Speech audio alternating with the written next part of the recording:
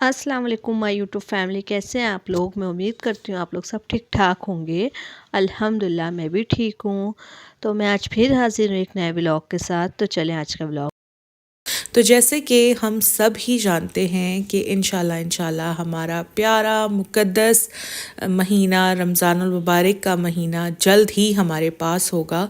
और ये वो महीना है जिसका सब मुसलमान पूरा साल बहुत शिद्दत से इंतज़ार करते हैं। मेरी दुआ है कि अल्लाह ताला हम सब को ये माह रमज़ान देखना नसीब फरमाए, आमीन सुम आमीन। रमज़ानुल मुबारक का ज़िक्र आते ही हमारा जहन, हम औरतों का जहन फ़ौरन से ही चलना शुरू हो जाता है कि किस तरह हमने रमज़ान की तैयारी करनी है, मील प्रेपरेशन कैसे करनी है, क्या क्या चीज़ें पहले ही बनाकर फ्रीज़ कर देनी है ताकि जब रोज़े आएँ तो हम पूरा टाइम अल्लाह ताला की इबादत में लगा सकें और खाने पकाने पर हमारा इतना टाइम वेस्ट ना हो। मील प्रेपरेशंस तो हम हर साल करते ही हैं, इंशाल्लाह इस साल भी करेंगे, मगर उसके साथ साथ कुछ और ऐसी चीज़ें हैं जिन्हें हमने अपनाना है और बहैसियत मुसलमान अपनी शख्सियत के अंदर एक पॉजिटिव चेंज लाना है। अभी रमज़ानुल मुबारक शुरू होने में काफ़ी टाइम है, सो हमें इस टाइम को ज़ाया नहीं करना चाहिए। इसमें हम ये कर सकते हैं कि जो रोज़े हमारे मिस हो गए थे हम वो रोज़े रख सकते हैं, और अगर हमारे कोई रोज़े मिस नहीं हुए थे तो हम ये भी कर सकते हैं कि सोमवार को और जुमेरात को, जिन्हें सुन्ना डेज़ कहा जाता है, हम अल्लाह ताला के लिए नफली रोज़े रख सकते हैं। इससे दो चीज़ें होंगी कि एक तो हमें सवाब तो मिलेगा ही मिलेगा, दूसरा हमारी बॉडी रोज़ा रखने के लिए तैयार भी हो जाएगी। नेक्स्ट चीज़, हम अपनी नमाज़ों को बेहतर कर सकते हैं इस टाइम में। माशाल्लाह बहुत सारे लोग तो ऑलरेडी 5 वक्त के नमाजी होंगे, मगर कुछ लोग ऐसे होंगे जो अभी स्ट्रगल कर रहे होंगे कि वो 5 वक्त की नमाज़ शुरू कर सकें। अभी शायद वो 2 वक्त की पढ़ रहे होंगे या 3 वक्त की पढ़ रहे होंगे, कुछ ऐसे होंगे जो बिल्कुल ही नहीं पढ़ रहे होंगे। तो ये हमारे पास बड़ा गोल्डन टाइम है कि हम लोग अपनी नमाज़ों को दुरुस्त करें, अपनी आदत बनाएं, 5 वक्त नमाज़ पढ़ने की अपनी आदत बनाएं। इससे ये होगा कि जब तक रमज़ानुल मुबारक शुरू होगा हम आदी हो चुके होंगे 5 वक्त नमाज़ पढ़ने के, क्योंकि भाई रमज़ान में तो किसी एक वक्त की भी नमाज नहीं छोड़नी। जितनी नेकियां समेटनी है, जितना सवाब समेटना है, जितना अल्लाह ताला का प्यार लेना है ना, बस उस रमज़ानुल मुबारक में ले लेना है, कोई एक चांस भी मिस होने नहीं देना। और जो नमाज़ पढ़ता है अल्लाह ताला को वो सबसे ज़्यादा अजीज़ है। तो हम कोशिश शुरू करते हैं आज से ही कि रमज़ानुल मुबारक शुरू होने से पहले पहले हम अपनी नमाज़ों को दुरुस्त कर लें।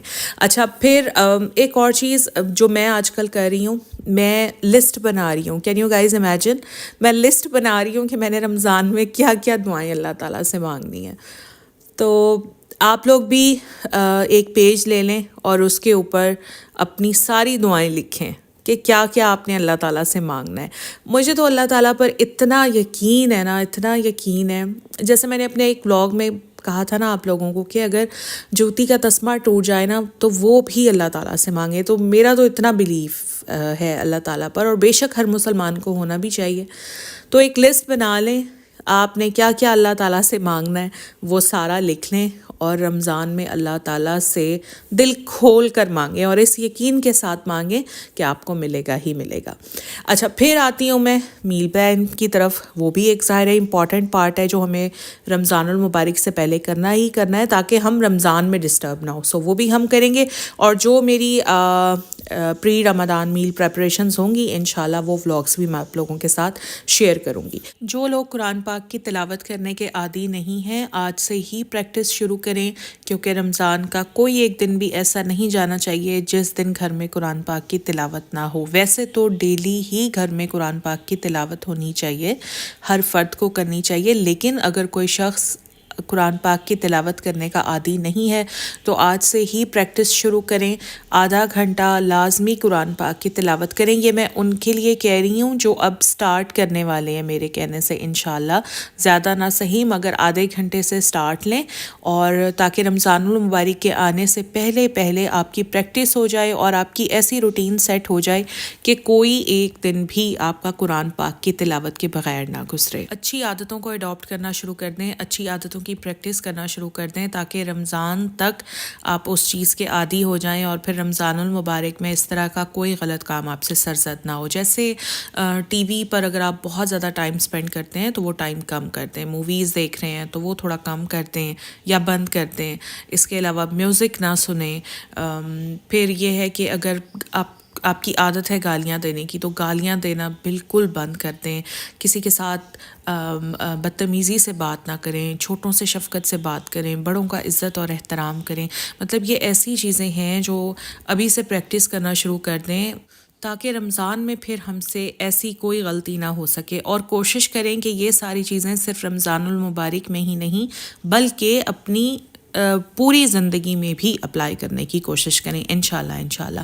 بٹ یہ ہوتا ہے کہ کسی چیز کا کہیں سے تو سٹارٹ لینا ہوتا ہے نا, تو کیوں نہ ہم ابھی سے سٹارٹ لیں, ابھی سے اپنے آپ کو اچھا کرنا شروع کریں. اچھا, تو اب میں آتی ہوں اس چیز کی طرف کہ چاہے رمضان المبارک ہو یا چاہے ہمارے عام مہینے ہوں ہماری لائف کے, بالکل ہی نہیں اس میں یہ ہے کہ جیسے خواتین کو جو پیریڈز ہو جاتے ہیں تو وہ نماز نہیں پڑھ سکتی, وہ قرآن پاک نہیں پڑھ سکتی, وہ روزہ نہیں رکھ سکتی, تو بہت ڈپریس فیل کرتی ہیں. بینگ اے ویمن میں بھی بہت ڈپریس فیل کرتی ہوں جب میں روزہ نہیں رکھ پاتی رمضان المبارک میں, یا میری نمازیں چھوٹ جاتی ہیں, یا میں قرآن پاک نہیں پڑھ پاتی, تو میں بھی بہت ڈپریس ہوتی ہوں. اور میں, کیونکہ یہ میری اپنی فیلنگ ہے, میں سمجھ سکتی ہوں کہ تقریباً ہر دوسری عورت ہی اس فیلنگ سے گزرتی ہوگی.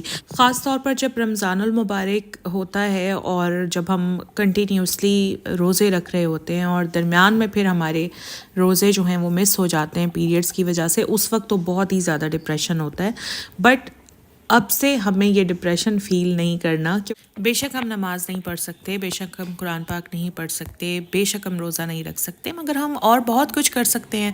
ہم آیت کریمہ کا ورد کر سکتے ہیں, ہم درود پاک کی تسبیح پڑھ سکتے ہیں, ہم استغفار کی تسبیح پڑھ سکتے ہیں, ہم یا حیو یا قیوم برحمتک استغیث کی تسبیح کر سکتے ہیں, ہم حسبنا اللہ و نعم الوکیل کی تسبیح کر سکتے ہیں, ہم اللہ تعالیٰ کا ذکر کر سکتے ہیں, ہم ڈفرینٹ اذکار پڑھ سکتے ہیں. اور اذکار آپ کہاں سے ڈھونڈ سکتے ہیں؟ گوگل پر جائیں, وہاں پر لکھیں کہ کون سے ایسے اذکار ہیں جنہیں ہم پیریڈز میں پڑھ سکتے ہیں. وہاں پر سامنے پوری لسٹ آپ کے سامنے آ جائے گی, تو وہاں سے آپ اذکار چن لیں جو بھی آپ پڑھنا چاہتے ہیں, جن کا آپ ورد کرنا چاہتے ہیں. تو یہ سارا کچھ آپ پیریڈز میں آرام سے پڑھ سکتے ہیں. اللہ اکبر, سبحان اللہ, الحمدللہ کی تسبیح کر سکتے ہیں. تسبیح کرنا بالکل بھی منع نہیں ہے پیریڈز میں, تو آپ اللہ تعالیٰ کا جو بھی ذکر کرنا چاہتے ہیں آپ آرام سے کر سکتے ہیں. اس کے علاوہ اسلامک لیکچرز یا اسلامک بیان سن سکتے ہیں.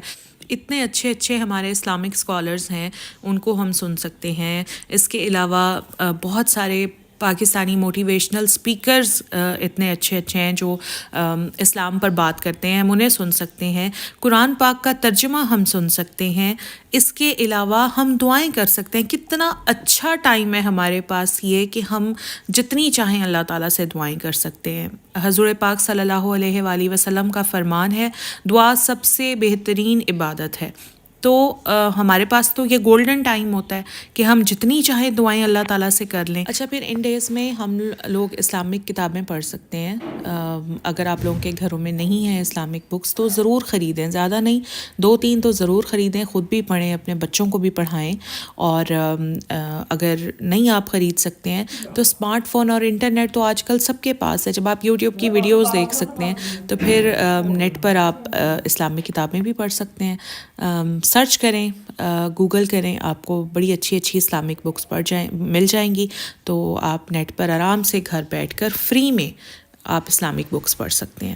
اچھا, اس کے علاوہ صدقہ کر سکتے ہیں, خیرات کر سکتے ہیں. مطلب کتنی عبادتیں ہیں جو ہم کر سکتے ہیں. تو یہ جتنی بھی باتیں میں نے آپ کو بتائی ہیں نا, اب جب بھی آپ اپنے پیریڈز پر ہوں تو آپ یہ ساری ٹپس فالو کریں, اور پھر آپ دیکھیں کہ آپ کو کوئی ڈپریشن نہیں ہوگا, آپ کو کوئی کمی سی فیل نہیں ہوگی, اور آپ خوش رہیں گی, آپ کو سیٹسفیکشن ملے گی, آپ کی تسلی رہے گی کہ پیریڈز ہوتے ہوئے بھی آپ حالت عبادت میں ہیں. ایک اور چیز میں ایڈ کرنا چاہوں گی کہ